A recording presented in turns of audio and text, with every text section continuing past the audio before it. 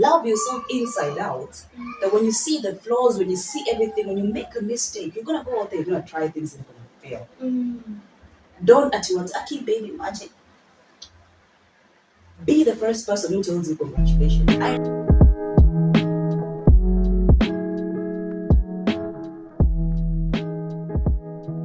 Hello, welcome back to my YouTube channel. For the returning subscribers, I want to say thank you, and I'll never get tired to tell you thank you. For those who are new here, welcome to the family. Make sure you hit the subscription button, hit the notification bell, so that anytime we post a new video, you are the first person to get notified. And you know what? You watch it and share it with your network.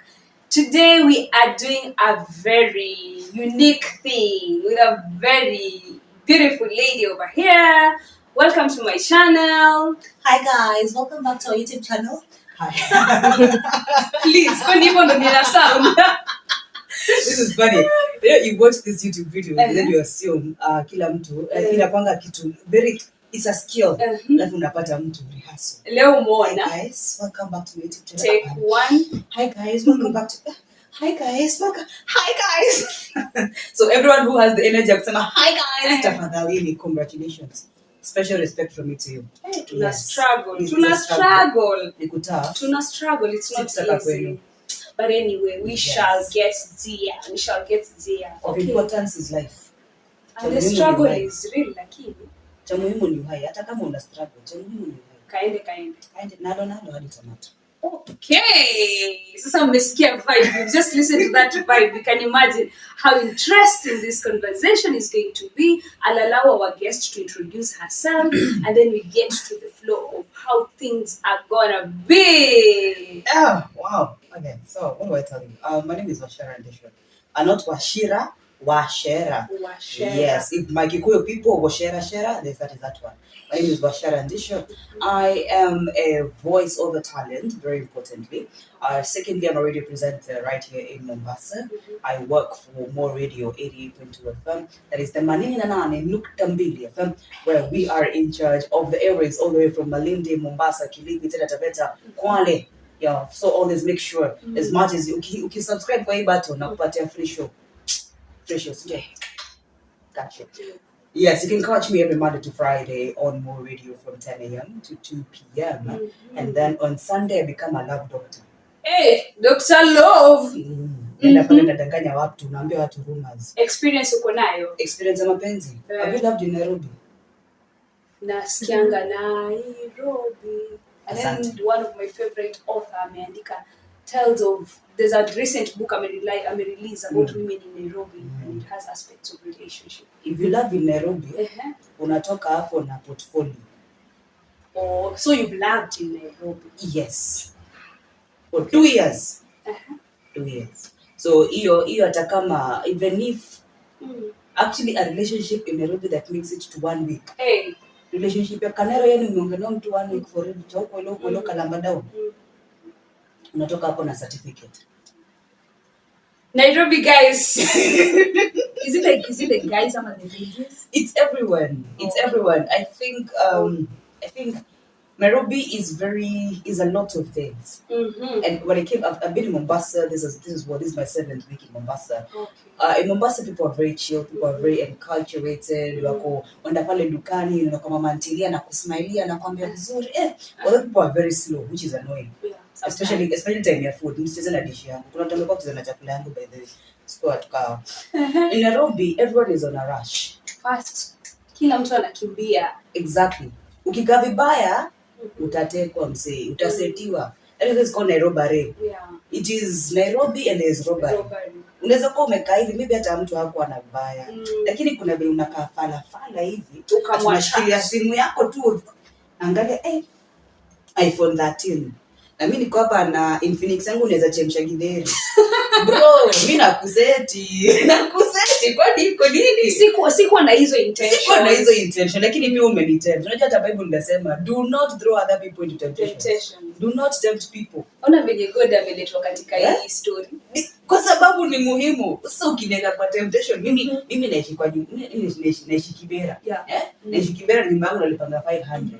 Alafu simu yangu ni katururu. Nimekuja Nairobi, nimesoma hadi niko na degree kama tatu kwa nyumba. Sijaipata wera, nakujanga tu Nairobi, naenda tu na tamak kidogo kidogo, naenda Uhuru Park, hata siwezi afford maji. Alafu niachie iPhone, hata unanitempt. Sasa unapata wapi content hiyo ya love? Content ya love, or you can catch me every Sunday from 6 p.m. to 10 p.m. on More Radio. Oh, still on More Radio. Yes. Sawa. I think that is something pia mimi nitajiingiza kwa sababu mapenzi wewe. Tuachie tu hapo. And when you tune in, make sure you have a notebook and a pen. I give notes. Hey. Unajiamini hivyo? Maisha ni kujiaminia. Usipojiamini, utakuamini. Sasa ni mapenzi ngapi umekuwa nayo Nairobi? Uko na experience hivi mpaka unaniogopesha? Acha tusiongee mapenzi ya Nairobi. Mapenzi ya Mombasa ni tamu. Kuna mtu anapeleka washera vizuri huku. Sip some water. My brothers, continue representing us well. Yeah, so we've started this conversation moto mbaya. Na kuanga hivyo. I'm wearing a leather jacket in Mombasa heat. Ziko sangi joto karibu na mimi. I think my audience by now wanajua whatever is coming huko mbele to be fire. So I usually sit with my guests, ask them questions, nini. Nikajua this soul that is coming today, I will not be doing her justice if I keep asking questions randomly. So Lily, who is usually behind the scene, prepared these questions zenye ziko hapa kwa glass. So what we'll be doing is you will pick a question, a piece of paper, read the question out and then respond to it. So unauliza alafu unajibu. Yeah, unasoma tu, unajisomea alafu unajibu. And then I'll share my insight about the same. Sio ndo nimekualika, kwani una control aje mali yako? Mgeni unatulia, unafanywa vitu zenye unatakiwa kufanywa. So wewe una pick swali hapa, you answer. After answering, then the conversation goes on, and then I'll take the second turn to pick the piece of paper, help you read the question. Because doko umechoka, I'm reading it for you, and then you respond, and then we just have a conversation. Kama vile kidogo tulikuwa tuingie kwa mapenzi. Sawa basi. Mgeni, jamani wageni, msikuwe wageni kama hawa. Ole, ni mimi wa Kanairo. One thing about Kanairo people tuko na kierere. Sikutaka kwetu. Uko sua ni Kanairo yote. Nataka kwenda confirm. Welcome baby. I dare you. Go to Nairobi and try. All right, sir. Acha tuone. Yeah. What is your definition of a healthy relationship? That is in terms of love, friendship, with relatives, and how can one maintain a healthy relationship? Okay. Yeah. A healthy relationship to me, it cuts across. I wouldn't say with like romantic friendship and relatives it's any different, because relationships it's between you and fellow humans or fellow living things. So who you are, I've actually noticed that from the small or large experience that I have interacting with human beings, how you interact with your parents or your relatives, your aunties, your cousins, your brothers, your sisters, how you interact with them really influences how you interact with your friends. Because these are the first people you meet in your life, right? Your mother, your father, your brother, your sister are the first people you ever met in life. So if you're scared of them, chances are you're going to have a lot of difficulty when you meet new people when it comes to making friends. Same thing, if you don't overcome that fear, that level, when it comes to getting into a romantic relationship, utakuwa unaenda pale out, unapatana with a jamaa, he asks you to go like, unatoroka. If you have a very healthy relationship with your family, that you can talk to your mom about anything, you can talk to your brothers about, you can be open with them, you can have candid conversations with them, it becomes very easy for you when you're making friends. Because you meet someone, you're not shy. Same goes for love. And how your parents love each other. This is very important, by the way. Our parents are the first love we know. How they love you and how they love one another. They teach you your love language. They teach you your fight language. If your parents had a healthy marriage, there are very high chances you're going to have a healthy relationship, a healthy romantic relationship. If not, it's not guaranteed though. Don't take my word for it, yeah? If it's not guaranteed though, but if they have not a very healthy relationship, perhaps you used to wake up to your parents fighting. Perhaps your mother would run away for days. You don't know where she is. It's going to make you very skeptical when it comes to relationships because you don't know the same kind of pain. So that is my opinion. A healthy relationship, how can you maintain one? Be open. That is something I really value communication, open communication. If you're hurting me, I will tell you you're hurting me. I would rather you feel offended, but I'm not gonna subjugate myself to the pain to make you happy. Because at the end of the day, if I'm broken because of you, then I'm gonna break other people. We have a tendency to displace. We have a tendency to project. So a healthy relationship is one where you can talk to the person you're in the relationship with, regardless of the nature of the relationship. You can call them out if they make a mistake, and most importantly, don't forget to appreciate the people in your life. I was having a topic on on the show that it's called Kissing Booth. It was about anniversaries. Like, do you mark anniversaries with your person? When you make it to 2 months in a relationship, when you make it to a year in the relationship, do you tell your person, "Hey, baby, thank you so much for being the love of my life. Thank you so much for being my support system. Thank you so much for being my source of joy for the last one year." Because they have been, right? They have been there for you. You've been needing something, you call them, right? So do you tell that person thank you? You know, when you're able, don't just isikuwe ni ile mapenzi. Siku hizi there's a guy who alicomment in the show akasema mapenzi ya siku hizi unaenda kama unaenda World War 3, unaenda grenade, unaenda na kifaru, unaenda sijui na nini. Niko like, that is not love. Love is not violent. Love is not clashing. Love is not bloodbath. Love is being able to sit down, look in the person's eyes, and get to understand their pain. You get it? You're walking with them, you're able to tell she's happy, he's not happy. You don't have them. It's peaceful. Love is bliss. Maintaining a healthy relationship, talk it out. It's that simple, in my opinion. It sounds simple, but it needs work. It needs believing in yourself. Okay. And I usually believe that in any relationship, if there's no source of fulfillment, or if you feel like you're struggling at any point, that means that's not a healthy relationship. The question is, yourself, are you having fulfillment in your own life? So it starts with self. It starts with self.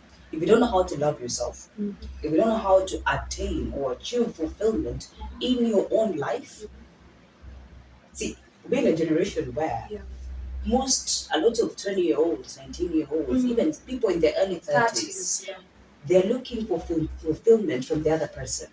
Why? They were either raised by a toxic parent, or they were raised by a parent who was not very well informed at the time. And you see, right now we have access to so much information. We have access to so many books, so many platforms, so many different lifestyles. So you're able to tell, Abba, my mom did this, but she could have done this also. It would have made me turn out differently.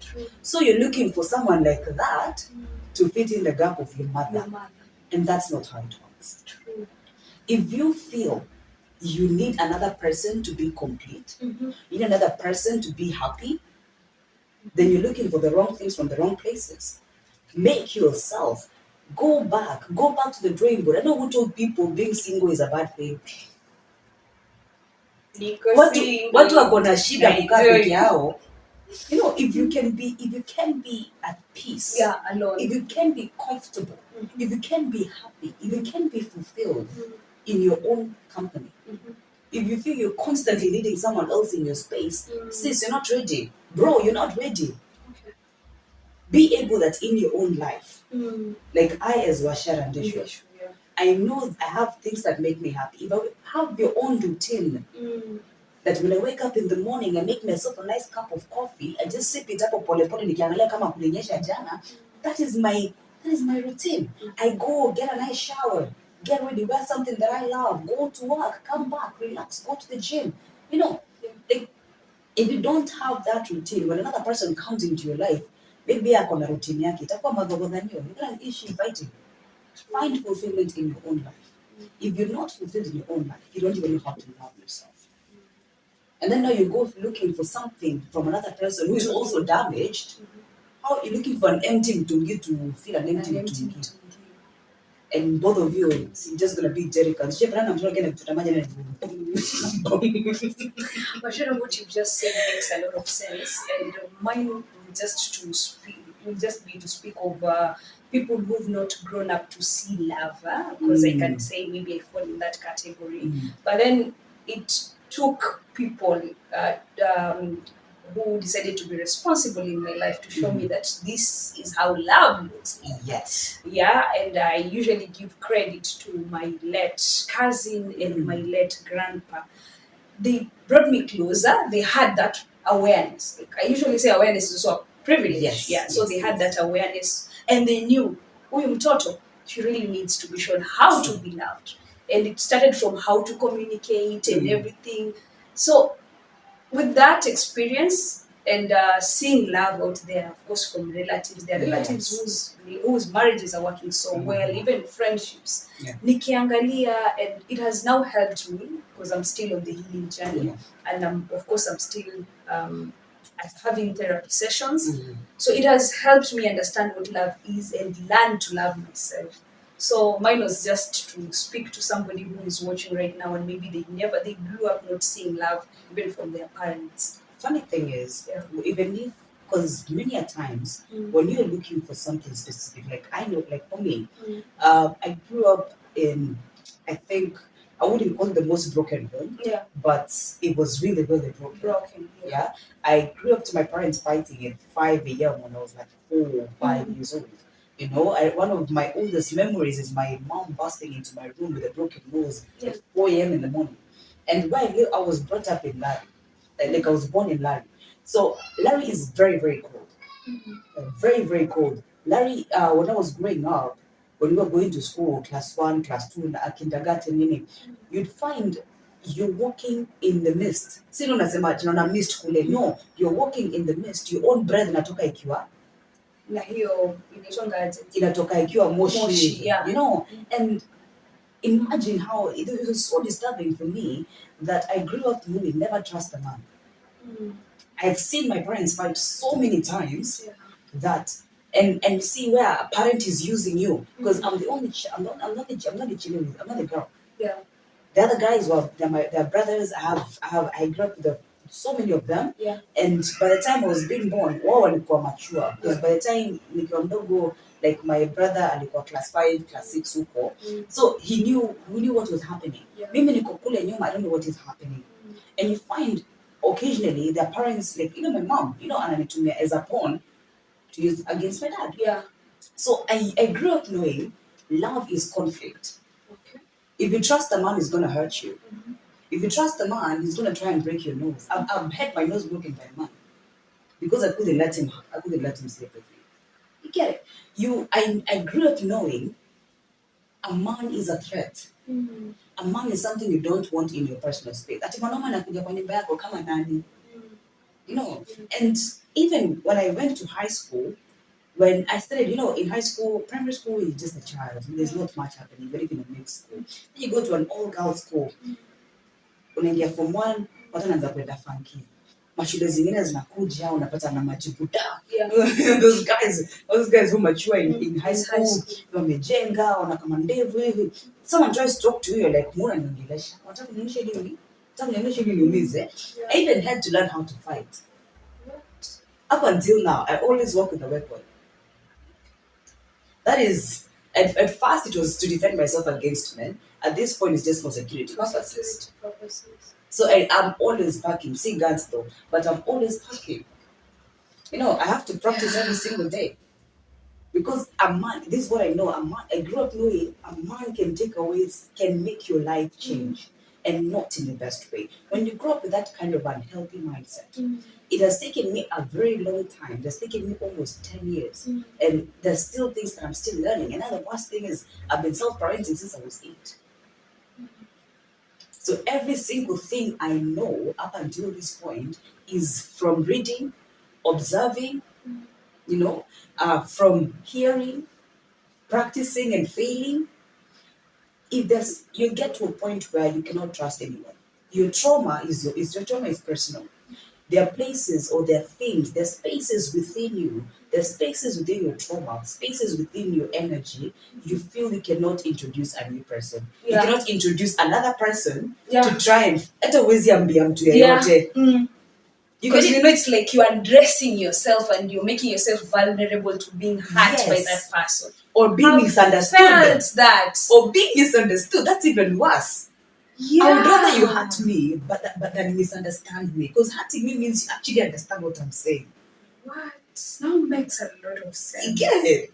So don't be afraid. If you are in that space, if you have so much trauma, if maybe I've met girls who they're so young, they've been in abusive relationships already. They've had people beating them.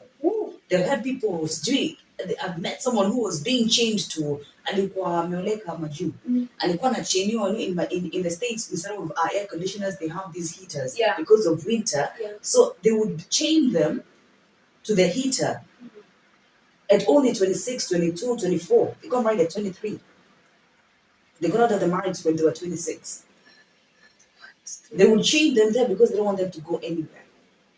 I've met people who are married, but the husband amelipa bodyguards in this Kenya, by the way. Here to see the husband amelipia bodyguards everywhere they go because they're like, you're mine. I don't want even if the bodyguards notice another person looking at them, they're like, to him. Don't passing trauma. And don't rely. I won't lie to you. Me nitakwambia tu roho safi. Yes. And at this point, I wouldn't say I've healed, but I've not. There's some wounds I'm still healing. Yeah. When it comes to wounds of love, wounds of relationships, wounds of kufanya. I grew up without friends. I started making friends in my 20s, and I'm still making friends. One, accept you are hurt. You really need to accept that your parent failed. I'm seeing girls out here ukona makasiriko because you have a child back home. Unashindanga huku ukileo, unashindanga huku na tambla na maguarana. Don't use that as an excuse. Accept the fact that you are hurt. But now the thing is, there's a book that people need to read. It's called The Subtle Art of Not Giving a Fuck by Mark Manson. Read that book, make it your Bible. Someone hurt you, but guess what? You're responsible. True. You're responsible for every single thing that happens in your life, whether it's your fault or it wasn't. If someone comes and slaps you, you're responsible for what you do afterwards. If someone raped you, you're responsible for what you do afterwards. Three, don't be afraid to start over.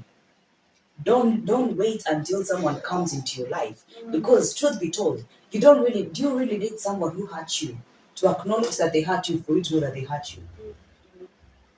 The fact that you were hurt really does narrow it down to you were hurt, whether they know it or not, whether they acknowledge it or not. You were hurt. So don't wait ati mtu mwingine akuja kwambia pole. Alikwambia, alikuumiza, alikufanya nini, sawa basi. You stepped away, yes, move on. If they ever come around and tell you, I'm sorry, well and good. If not, forgive and forget. They say not forgiving is like drinking poison, expecting the other person to die. Yet you're killing yourself. Exactly. You're having so many wounds. Uko na ulcers, hadi ngozi inaanza kukaimbo. You're doing all these funny things trying to get fulfillment. Just love yourself so much that whenever anyone comes into your space, they're coming to match that energy or higher. Yes. Make yourself your best friend. Make yourself your girlfriend. Make yourself your fiancé. Be in a position where unaweza jiangalia hivi jiangalia. Unajiangalia kwa kioo, unajitazama unasema, "Besh, wewe unaweza kuoa." Ebu ingia box. Love yourself inside out. That when you see the flaws, when you see everything, when you make a mistake, you're gonna go out there, you're gonna try things and you're gonna fail. Don't at once, baby magic. Be the first person who tells you congratulations. I like my posts. Now kitambo Facebook nilikuwa naambia watu unapenda posts zako. Me, I go on Instagram and I like my own posts. Kibidi sana comment for yourself. Mimi naweza jikomentia. Na hamwezi niambia. Hamwezi ni show. What you've talked about is very deep, and I think we really need to be very intentional in the things that we are doing. We really need to be very intentional. This season that I am in as Farida, I have learned to stop finding excuse, and I have seen it getting me places. Like, Yes. kitu nimekwama mi kitambo, I used to be like, it's because of this. You ask me, instead of me being real and dealing with it, I'm trying to look for something to justify. This is why I'm like this is why I'm like this. This is why I cannot do this. But now, siku hizi, I'm saying my level of not giving an F, it's rising to even above 100. Yes. Mark Manson says, choose the things you give a fuck about. You are purely responsible for the things you give a fuck about. If someone tells you, Farida, you're not in a company, you have chosen to give a fuck about what people think about you. If someone tells you, Farida, you're not in a company, even if they had bad intentions, they got in respect to how you feel about your hair and who has an opinion as far as your hair is concerned, how it affects you. It doesn't matter. Yeah. If I care about what you say about my hair, if you say anything about my hair, be it good, be it bad, nitafeel. Yeah. Like if I don't care, if I don't give a fuck about it, wewe sema tu kenye utasema. Si unajua kila mtu anakuwa na maneno zake za siku. Wacha ziishe. It's not a big deal. Washera, we are bringing you back. We are bringing you back to have another conversation. So, question 2. Question 2, I'm going to pick it up for you. And okay, we are definitely bringing you back here so that we have this conversation. So the question reads, what is that mistake that you did that you will not wish for someone else to do? What is that one mistake that you did and you once did in your life? Now unaona hii hata yani, if I had ways of not protecting everyone so that they don't get to repeat such a mistake in their lives. Caring about what people think about you. Caring about what people think about you. Like I said, I'm the last one in a family of 6. The 5 are boys. They were born in the 80s. I was born in the late 90s. So growing up, I was able to see like a cross-generational blend from a firstborn and into fifthborn. Yeah. And then there's aspect of my parents, my uncles. By the time I was like about 10, I had cousins who had kids who are older than me. So and then when I went to school, I went to boarding school when I was very young. I went to boarding school when I was 8. I wanted people to like me. I wanted people to see me and see me. Yeah. The same went on high school. And I always wanted people to see me and hear me and like tell me, Washera, you're doing well. Washera, even if you're telling me something, we see you. Yeah. I wanted people to recognize me. I wanted people to acknowledge my existence. Until I got to a point, I was like, you know what? See me or don't see me, fuck you. Yeah. And when I started saying, fuck you, whether you see me or you don't, is the day my life changed. Is the day people actually started seeing me. Is the day when people actually started noticing, wait, she exists. She's really good at that. Yeah. She sounds really good. She's really And since that day, the moment you step out of your house, the moment you wear whatever it is that you want to wear, the moment you do your makeup however you want to do your makeup, walk out there with so much confidence, not in people, not in your clothes, so much confidence in yourself that nobody can tell you nothing. You see Calligraph Jones? Yeah. Calligraph Jones wazimwambia ati Calligraph Jones anaweza piga kila mtu hii Kenya. Na uwezi mshow. Walk out there with some. I'm not saying hurt people. Yeah. As long as whatever you're doing, I have a very simple principle in life. Yeah. Live your own life. As make your own decisions. Make yourself happy. As long as it's not at another person's expense. Yeah. You're not hurting another person, or you're not interfering negatively in another person's life. Live your own life. Don't wait for anyone to acknowledge you.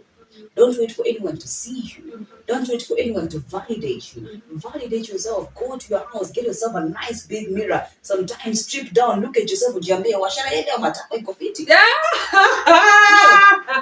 PG, acknowledge yourself. Yeah. If you don't, ile siku utaambiwa unakaa fiti, You just utafeel insulted, utafeel objectified. Because pia wewe mwenyewe unadhani nataka tu. But if you got it, you got it. True. Simple. So the best advice I can give to anyone out there, don't care about what people think about you. Just be. Eventually people are going to catch up. At first utakuwa confused but eventually they're going to catch up. Hey, huyu ametusumbua. Okay, tutaedit.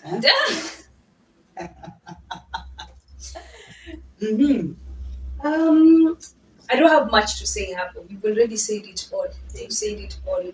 For me, I think it's still the same mistake that I have been doing. Letting people's opinion, wanting to do what people expect me to do. Yes. But then ifikanga point nikajikelisha kamkutano, I told myself, Farida, you know what? Farida, just be you. Whatever they say, and I'll always mention this. I know the people who are wakiangalia, Farida, don't talk about this. Because I still get questions and it pisses me off. The issue of religion, how I put myself out there. Yani, for anybody who is watching this, nasima kasiriko. Me having Islamic names, or rather me having a background that is completely different from yours, should not make you force me to define my religious journey. No, time will come, but I'm trying to connect it to what you say. Now I don't care what people say. I don't care because I know what I want and I know who I am. So that's it. Let's not make that mistake, as Washira has said. Plus, people want to be the same.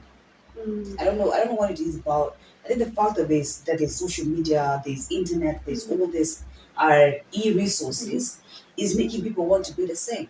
I saw your Instagram, I saw you wearing a nice Gucci, I want to go get myself a nice Gucci. I saw your hair, you're wearing a nice afro, I want to go get a nice afro like Ndichu. But you're forgetting she has a different genetic composition. True. Yeah? Her hair is, so many things that apply. Utanunua kantu utafanya nikae hivi, utanunua kantu utakaa design nyingine. Whatever works for you might not work for me. If you're the same, there's a game we used to play. I don't know if you're lucky enough to play this game. If not, just go look it up. It's Tetris. It's a Russian game called Tetris. Tetris. Tetris. Okay. Tetris taught me one life skill in life. If you fit in, you disappear. You play Tetris, right? No, I'm not. So Tetris is a brick game. Okay. So there's a line, there's just an empty box in. Then they come either as straight TV. Yes. I've played it. If it makes a nice line, it disappears. If you fit in, you disappear. You disappear. Wow. Hey. That's Jamani, tupige makofi from where we are watching. This conversation is interesting. Very interesting. Next. Yo. It's my turn. Okay, just be a good one.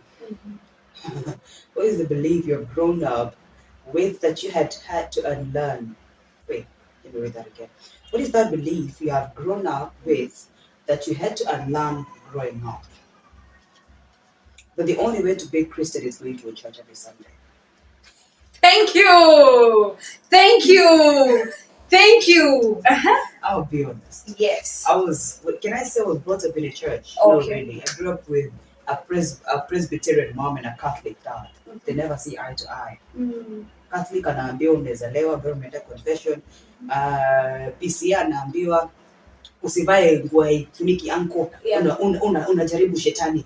You know, you're inviting the devil if you wear a short dress. You know, so these are very conflicting beliefs. When I went to high school, I went to a very contemporary.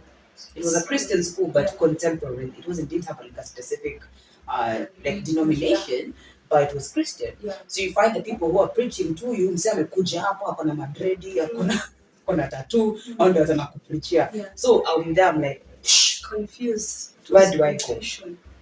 truth be told, I do have a Christian solid foundation. Yeah. And I do have my own religious beliefs. There are things that I make on my Bible and this is what the Bible means to me. This is what it even the Bible itself says in the book of Revelation. You're gonna be judged according to what you believe in. Okay. If you believe you have to kill 10 people for you to get to heaven, that's what's gonna judge you. Yeah. If you believe you have to sleep with 100 people, don't sleep with 100 people, tafadhali. Lakini, it is what's gonna judge you. That's gonna be the metric. Yeah. But I made the mistake, or not the mistake, let me put it as I challenged myself. I put myself in a position where I subscribed to a Presbyterian church. Okay. That was around 2017, right there. It took about 2-3 years. Very solid. I went there on my own peril. Nobody sent me there. I was just like, it's nearby home. I went there, started serving. It was good. And then you get to a point and you realize religion, especially Christianity, is just one step above a cult. Because the things that don't make sense to me. If Christ came for the sinners, why do we chase sinners away from church?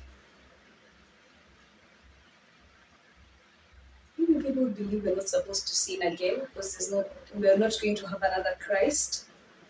What is the for the sinners? Okay. No, I'm not finding a reason. I'm not those people. I'm going to ask you another question. Okay. The blood of Jesus that was shed on Calvary washes our sins. It was meant to wash our sins, right? It's a continuous motion. That is the whole point. That is why Jesus Christ died for us. Yeah. For us to have redemption.